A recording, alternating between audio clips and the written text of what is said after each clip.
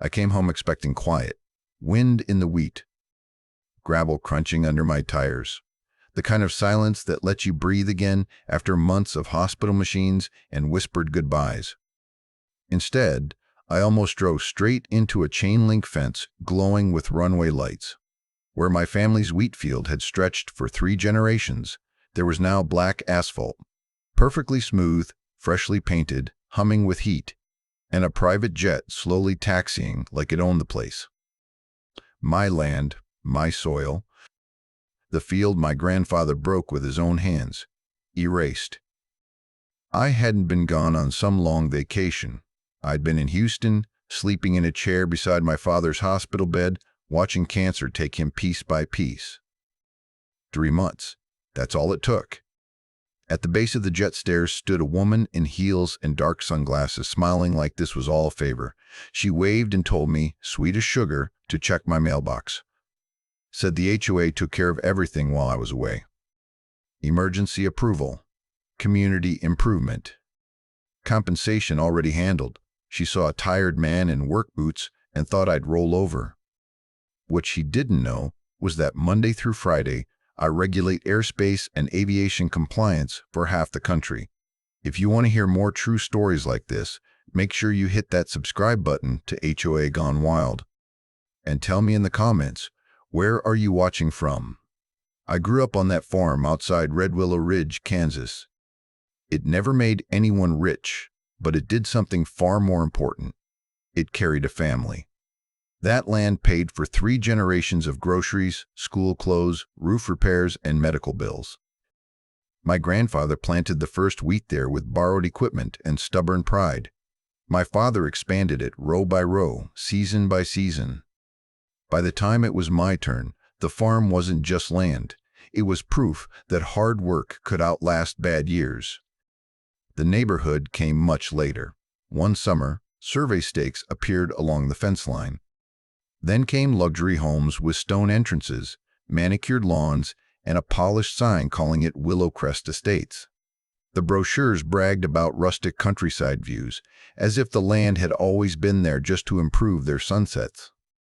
Realtors used my wheat fields as selling points. Buyers took photos during harvest like they were visiting a theme park. At first, things stayed friendly. Neighbors waved when I drove the tractor past. Kids stood at the fence watching the combines roll through. The HOA asked permission to host fall festivals near the edge of the property, and I said yes. I didn't mind people enjoying the land as long as they respected it. That changed when Cynthia Harrowell took over as the HOA head. She didn't introduce herself like a neighbor. She introduced herself like a planner. The first time she came out to the farm, she wore heels that sank into the dirt and still acted annoyed by it. She talked in polished phrases about maximizing underused land and aligning community growth with shared resources. To her, wheat wasn't a crop. It was empty space, waiting for a better purpose. She started asking questions that weren't really questions at all. Did I have easements running through the east field? Would I consider leasing land for community infrastructure? Had I thought about selling the corner lot near the road since I wasn't using it much anyway? Every time I said no, she smiled like the answer didn't matter. It felt less like a conversation and more like a checklist. When my father got sick, everything slowed down on my end. Stage 4 pancreatic cancer doesn't negotiate with schedules. I started splitting my time between the farm and a hospital room in Houston, then eventually stayed there full time. I trusted the land would still be there when I came back. It always had been. Cynthia sent flowers, sympathy cards, messages that ended with lines like, "Take all the time you need." Then, quietly, the tone shifted. Emails started asking if I'd be unavailable for a while. Phone calls asked who was managing the property in my absence. She framed it as concern, but the timing felt off, like someone checking whether a door had been left unlocked. While I was sitting beside my father's bed, the HOA moved. They declared an infrastructure emergency. On paper, it sounded serious. Dust hazards from farm equipment, drainage risks during heavy rain. safety concerns for nearby homeowners. The words were chosen carefully, stacked in a way that made it look urgent and unavoidable. County officials approved it without ever setting foot on my land. Notices were mailed to my house while it sat empty. Meetings were scheduled while I was 2 states away. Votes were taken without my voice in the room. The HOA documented everything just enough to claim compliance, but never enough to give me a real chance to respond. Neighbors later told me they were pressured. Some were warned that opposing the project could raise their property taxes. Others were told it was already decided and resistance would only make things worse. Fear works faster than facts when people think authority is on the other side. By the time my father passed, the paperwork was already in motion. They had maps drawn, contractors lined up, legal language prepared that described my fields as underutilized parcels. The farm was reduced to lines on a page, stripped of history, memory, and sweat. In their eyes, it wasn't stolen. It was reassigned. Standing in that hospital hallway after my father was gone, I had no idea that while I was losing him, they were taking something else from me, piece by piece, signature by signature, all while smiling and calling it progress. By the time I drove home, they had already decided the land was theirs, and they never once expected me to fight back. The paperwork came in a stack so thick it felt intentional, like weight itself was part of the strategy. Every page was packed with polished language and vague assurances. Every paragraph used words like temporary, conditional, and authorized, repeated so often they started to lose meaning. According to the documents, nothing permanent had happened, even though an entire wheat field had already been scraped flat and sealed in asphalt. The compensation offer was insulting. It wouldn't have covered a used pickup, let alone land that had fed a family for 3 generations.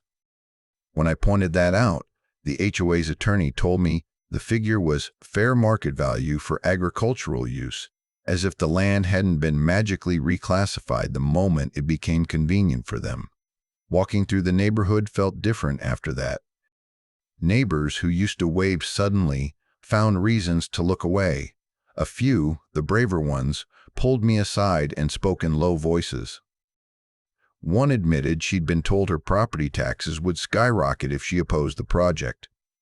Another said Cynthia warned the HOA would reconsider community services for anyone who caused trouble. Most people weren't greedy, they were scared. I tried going the direct route. I demanded access to my property, or at least an explanation. The response came fast and cold. I was told I was trespassing on HOA infrastructure. My own land, reduced to a line item on their balance sheet. When I pushed back, they threatened to call security. County offices were no better. Every call ended with another transfer, another voicemail, another polite voice telling me they weren't the right department. Nobody wanted ownership of the decision. They just wanted the problem to disappear. Then the plane started coming. At first, I told myself maybe it was temporary, a test flight, a one-time thing. But the sound kept returning, low, steady engines cutting across the sky at all hours. These weren't crop dusters or medical helicopters. These were sleek private jets with polished paint and tinted windows. They arrived on Fridays and left on Sundays. Guests stepped out in designer clothes. Cars lined up along the fence. Music drifted across the fields that no longer existed. I stood at the edge of my property and watched people raise champagne glasses where my wheat used to grow. That was the moment something shifted. Arguing hadn't worked. Pleading hadn't worked. And anger, while justified, wasn't going to fix this either. So I stopped reacting like a farmer defending his land and started thinking like someone whose job was to enforce rules, because that's exactly what I was. I started documenting everything. Quietly, methodically, the way I'd been trained to do for years. I recorded tail numbers as jets rolled in. I cross-checked them against public flight databases. I noted arrival and departure times. I logged fuel deliveries and matched them to invoices.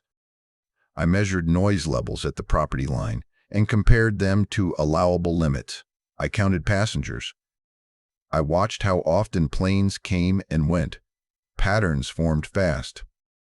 This wasn't occasional private use. It was regular, predictable, organized. Flights clustered around weekends and events. Planes stayed overnight. Storage fees were discussed openly. I overheard guests joking about how convenient it was to fly directly into the neighborhood instead of driving from the city. The HOA insisted it was a private airstrip for community use, but private doesn't charge, and private doesn't advertise. I found glossy brochures online, invitation-only events, exclusive access. Cynthia, smiling beside a jet, talking about how Willow Crest Estates was redefining luxury living. Every photo was another piece of evidence. What really sealed it was the fuel. Fuel doesn't lie. You can't fake the volume. Deliveries were too frequent, too large. No private hobby strip burns through that much aviation fuel without running a business, and every delivery left a paper trail. Noise complaints started piling up too, just not from the HOA, from surrounding landowners miles away who had nothing to do with the neighborhood. Low-altitude approaches, late-night departures, flight paths that crossed areas never approved for that kind of traffic. This wasn't just unethical. It wasn't just theft. It was illegal on multiple levels. The more I documented, the clearer it became. They hadn't just taken my land while I was distracted by grief. They had exploited my absence to build something they never should have been allowed to build at all. They wrapped it in HOA language and county stamps and hoped nobody would look closely.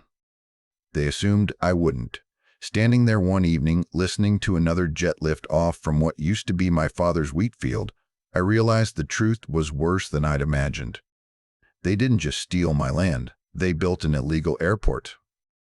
And they built it right in front of the wrong person. I knew I couldn't handle what was happening on my own anymore. Anger might have fueled me at first, but anger doesn't hold up in court. I needed someone who understood land theft, bureaucratic games, and the way powerful people hide behind paperwork. That's how I ended up sitting across from Laura Jensen in her small office outside Topeka. She didn't interrupt while I talked. She read everything, every notice, every county stamp, every carefully worded excuse the HOA had mailed to my empty house. When she finally leaned back in her chair, she didn't hesitate. This emergency declaration wouldn't survive a serious challenge, she said. They skipped notice requirements, misused county authority, and overstated the risk. It's sloppy. Confident, but sloppy. That alone would have been enough to give me hope. But the real turning point came a few minutes later when she flipped through my notes about the planes and looked up at me with a sharp expression. "Let me ask you something," she said. "Are they charging for flights?" The question hung in the air.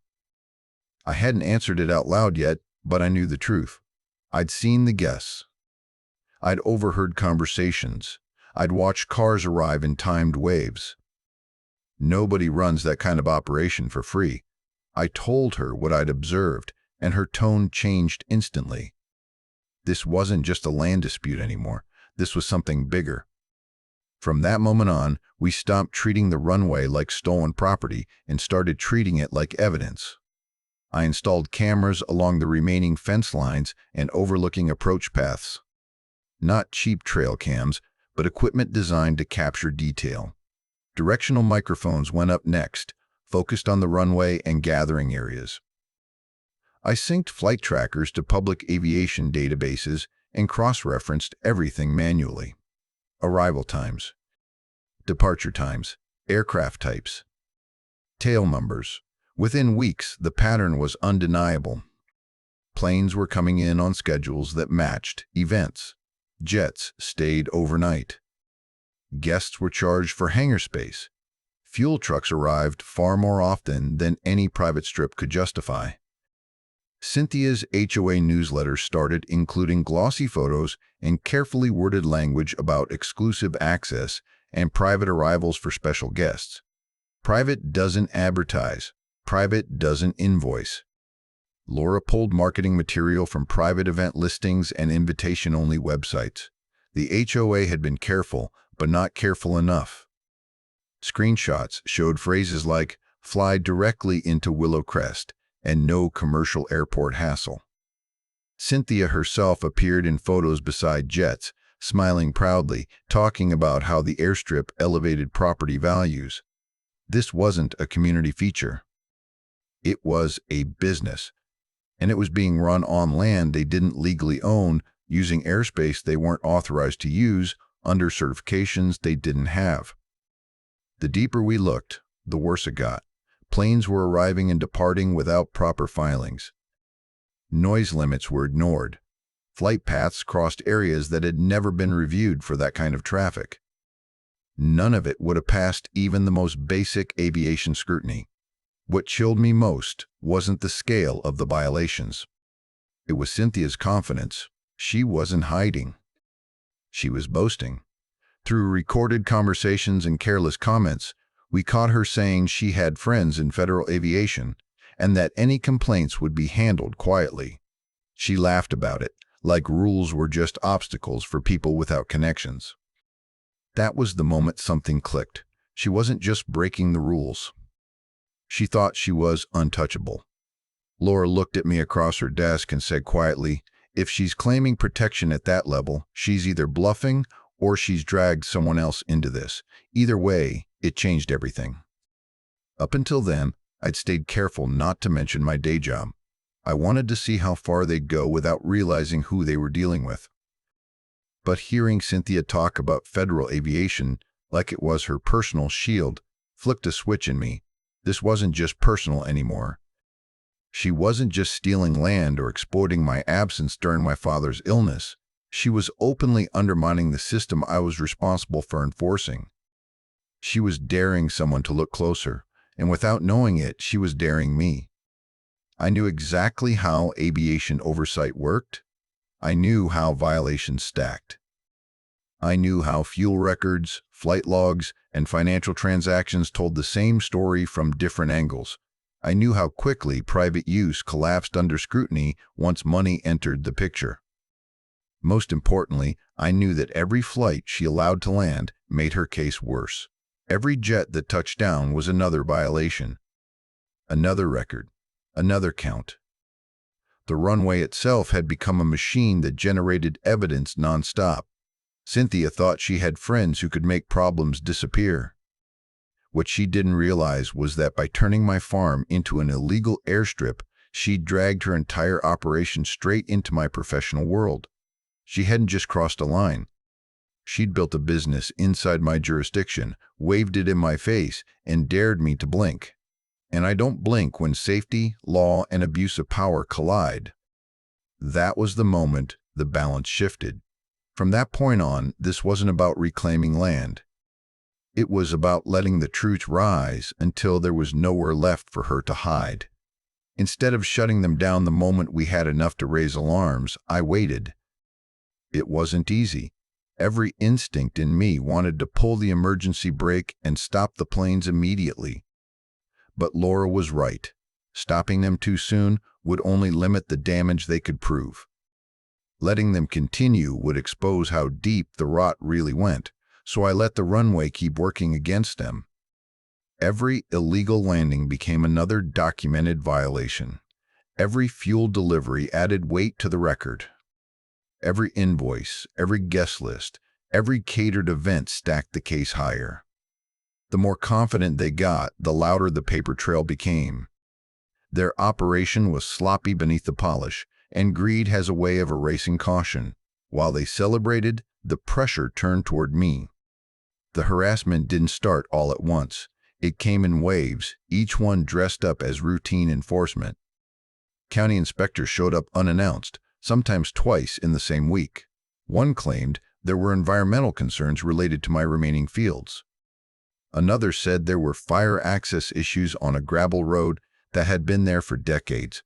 Noise complaints started appearing too, filed against me for farm equipment I wasn't even using. Each visit came with a clipboard and a practice neutrality, but the pattern was obvious. Laura dug into the source of the complaints, and it didn't take long to trace them back to the same place.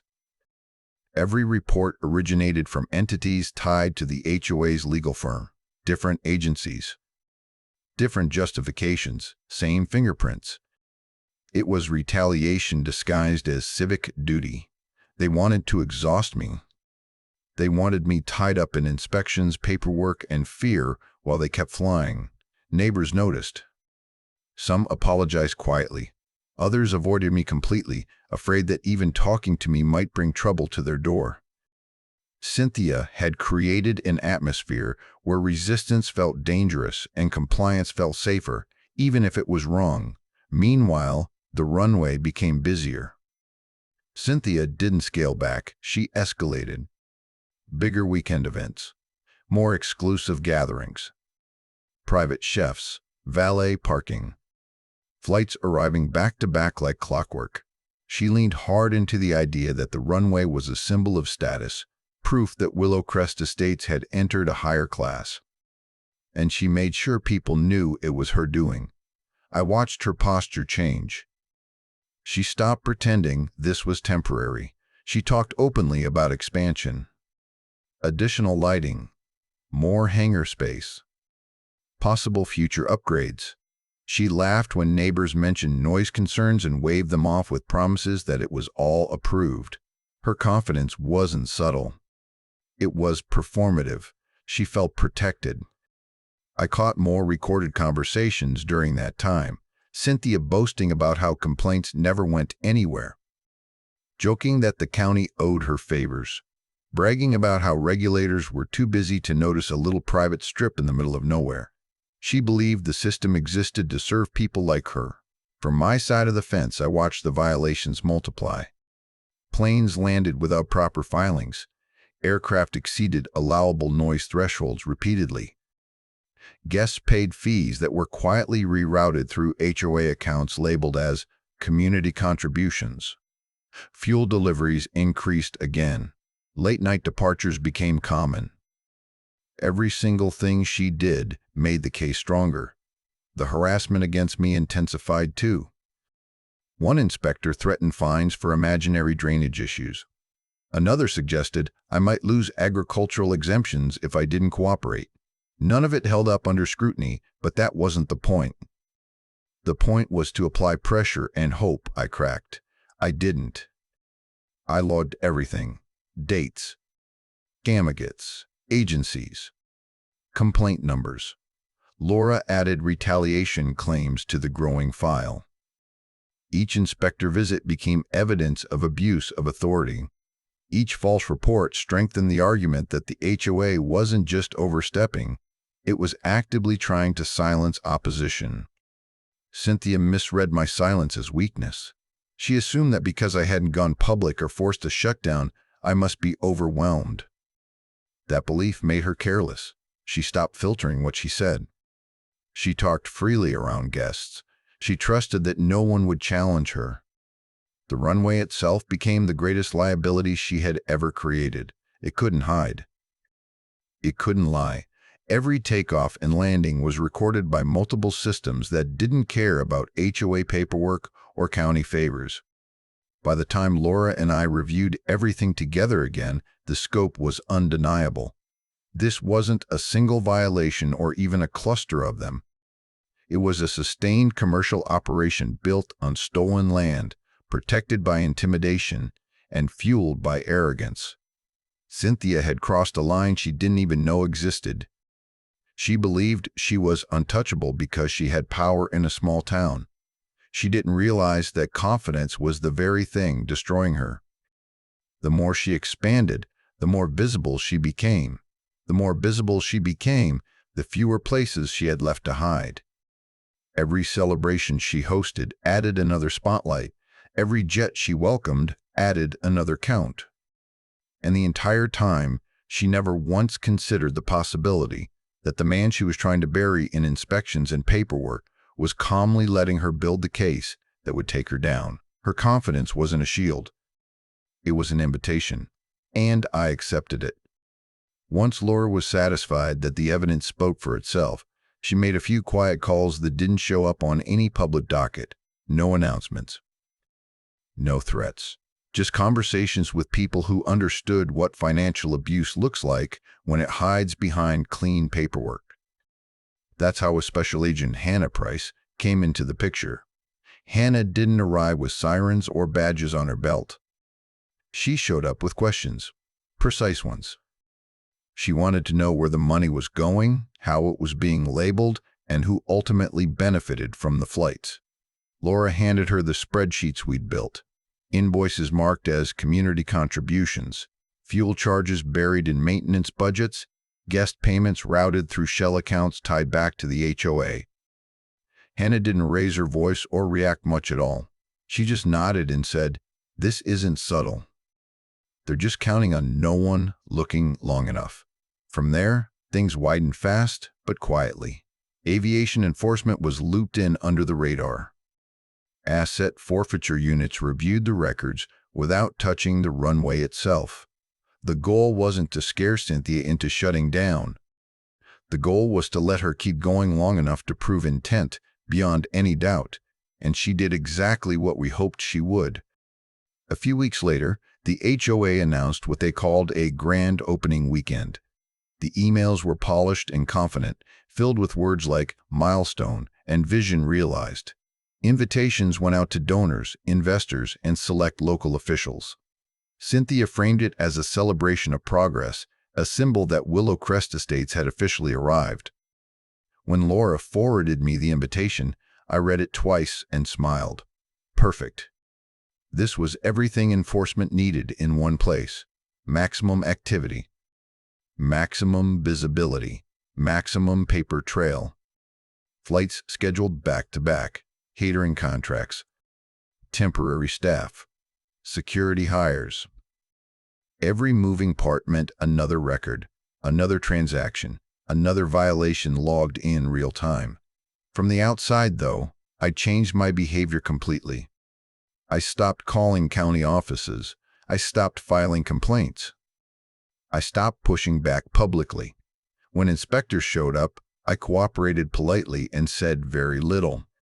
When neighbors asked if I'd given up, I shrugged and said I was tired. Cynthia noticed. She started showing up less guarded, more relaxed. Her emails grew bolder. She talked openly about future expansion plans. She joked about how the drama had blown over. In her mind, the storm had passed and she'd won simply by outlasting me. That illusion made her reckless. Planes continued arriving at all hours. Some came in earlier than scheduled. Others stayed longer than planned. Crews slept overnight. Guests paid premium fees for convenience and privacy. None of it was hidden anymore. They didn't think it had to be. Hannah's team tracked the money as it moved. Aviation enforcement monitored the flight activity without interference. The runway itself became a live exhibit, documenting its own illegality every time a jet touched down. I stayed quiet. That was the hardest part, knowing exactly how wrong everything was and doing nothing visible to stop it. Letting another plane land on my land. Letting another celebration happen where wheat should have been growing. But I understood the difference between stopping a problem and ending it. Cynthia mistook silence for surrender. She assumed I'd realized I couldn't win against the HOA machine, that the pressure had worked, that the inspections and threats and isolation had finally done their job. She even told a few people that I'd come to my senses. Meanwhile, behind the scenes, the case was locking into place. The grand opening weekend approached, and the activity surged. Extra fuel deliveries arrived. Temporary lighting was installed. Catering trucks lined up near the fence. Guest lists were finalized. Planes filed flight plans that contradicted the private use claims they'd been making for months. Everything they touched left fingerprints. I stood at the edge of the property one evening watching another jet descend against the sunset and felt something close to calm for the first time since I'd come home. Not relief, not satisfaction, just certainty. They had no idea what they'd built. They thought the runway was a trophy, a symbol of power. Proof that rules bent when you had the right connections and enough confidence. What it really was a trap they'd constructed themselves. Every takeoff added another count. Every landing added another witness. Every dollar they collected tightened the net. And the grand opening they were so proud of was about to bring every loose end together in one place, at one time, under one spotlight. I didn't need to confront Cynthia. I didn't need to argue anymore. I didn't need to reveal who I was or what I did. All I had to do was keep letting her fly. And she did, right up until the moment she couldn't anymore. The music was loud enough to carry across what knowing my grandfather would have called an insult to the land. Strings of lights hung along the edge of the runway. Caterers moved between tables. Guests laughed, glasses clinked, and another jet idled near the far end, waiting for clearance that never should have existed. That was when I stepped out onto the asphalt. I didn't shout. I didn't make a scene. I walked calmly toward the center of the runway, hands visible, posture steady. A few people noticed and frowned, confused. Someone tried to wave me off, assuming I was staff or security. I stopped, turned toward the crowd, and spoke clearly enough for the nearest guests to hear. "My name is Daniel Mercer," I said. "I'm the owner of this land." That alone caused a ripple. Cynthia froze mid-conversation. Her smile flickered, then hardened. She took a step toward me, already opening her mouth to interrupt. "I'm also a federal aviation director," I continued, keeping my voice even. "And this runway is operating illegally." The music cut. Conversations died instantly. I stated facts. No accusations, no insults. Just facts. Unauthorized land seizure. False emergency declarations. Commercial aviation activity without certification. Financial transactions disguised as HOA fees. Ongoing safety violations documented over months. Cynthia laughed sharply and snapped that I was lying. She said I was unemployed. Said I was under investigation. Said none of this mattered because it had all been approved. That was when the sound hit. At first, people thought it was another jet. But the rhythm was wrong. Heavier. Louder. Rotors. 3 helicopters crested the horizon and dropped fast. Guests turned pale. Phones came out. Security guards backed away instinctively. The helicopter settled just beyond the runway, dust and debris kicking up as uniformed federal agents poured out. In seconds, the perimeter locked down. No exits, no departures, no explanation shouted over authority. Agents moved with precision. Chains were thrown over landing gear. Engines were shut down. Pilots were escorted away. Tables were abandoned mid-meal. Champagne flutes hit the ground and shattered. Someone screamed. Cynthia lost control completely. She started shouting about lawsuits, about donors, about how this was harassment. She demanded names. She demanded badges. She demanded someone arrest me instead. No one listened. Her husband tried to slip away through the crowd, phone already in his hand. He didn't make it 10 steps before agents intercepted him. He struggled. He yelled about attorney-client privilege. It didn't help. Warrants were served openly. Loudly. Names were read aloud so there was no confusion about who was being detained and why. County officials who'd smiled for photos earlier suddenly found themselves face down on the very asphalt they'd approved. Phones were confiscated.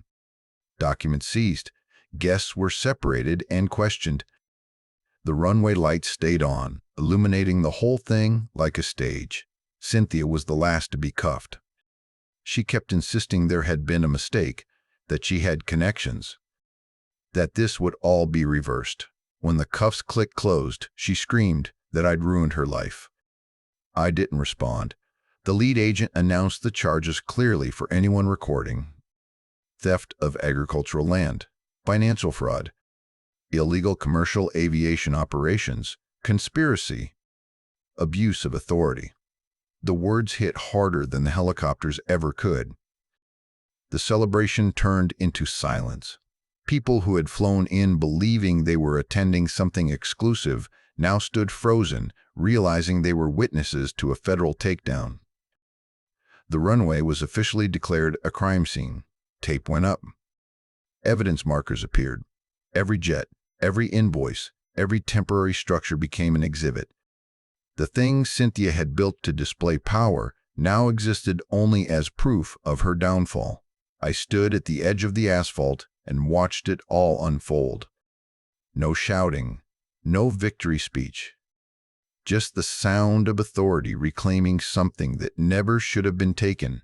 By the time the helicopters lifted off again, the party was over. The lights stayed on, but not for celebration.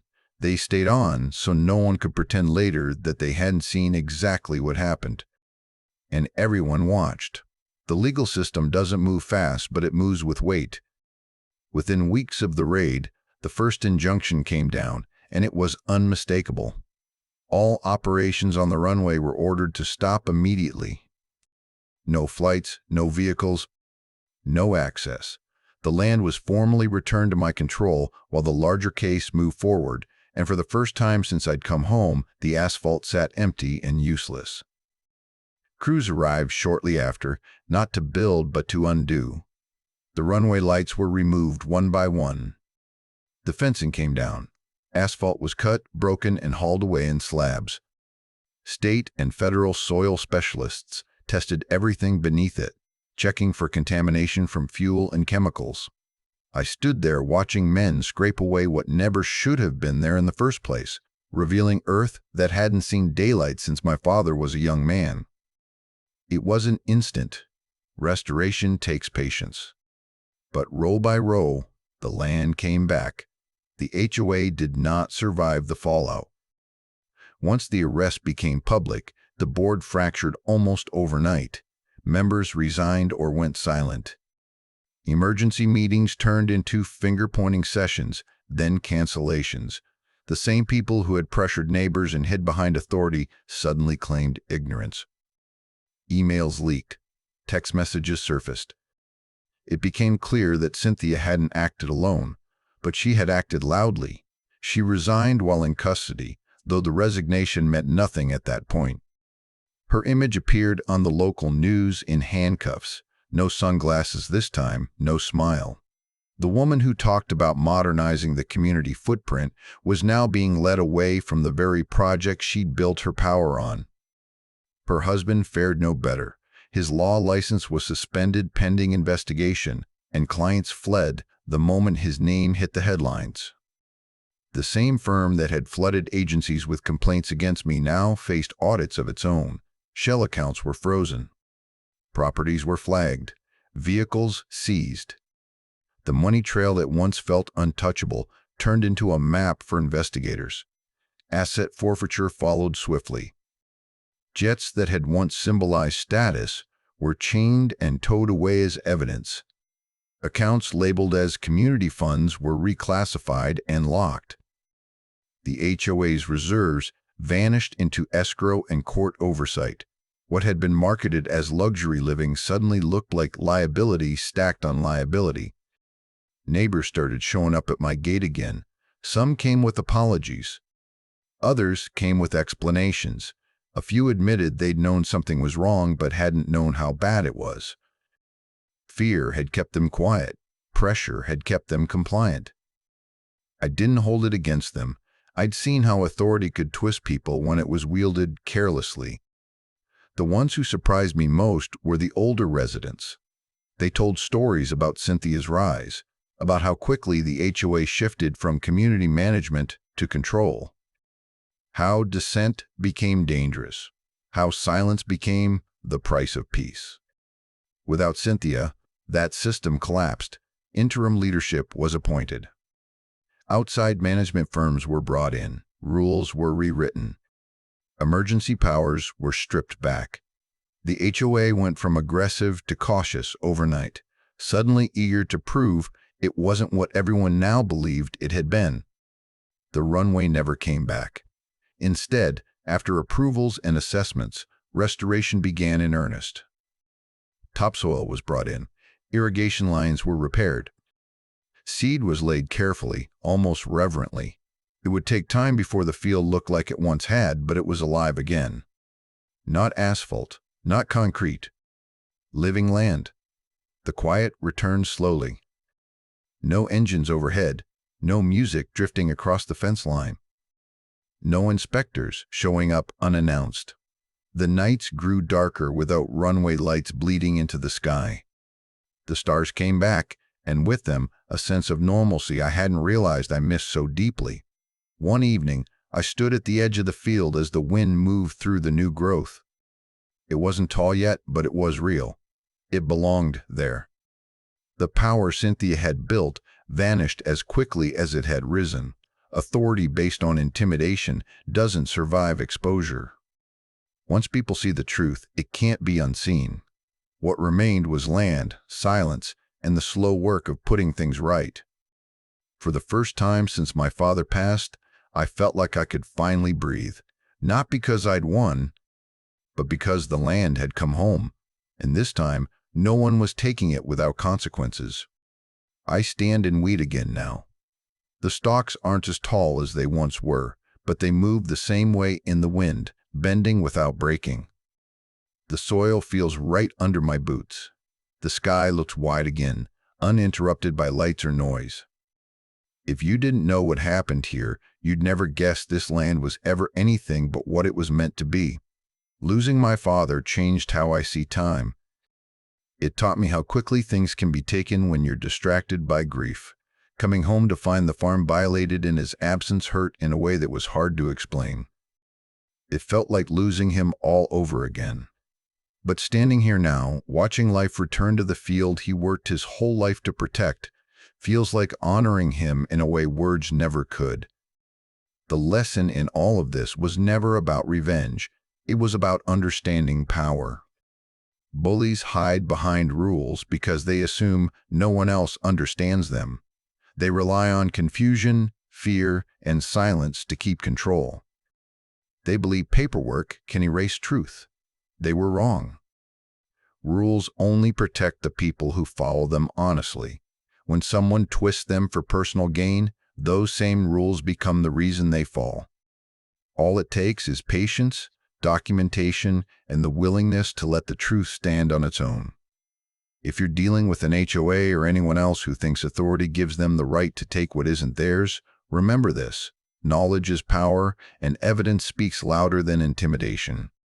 If you want to hear more true stories like this, make sure you hit that subscribe button to HOA Gone Wild, and tell me in the comments, where are you watching from?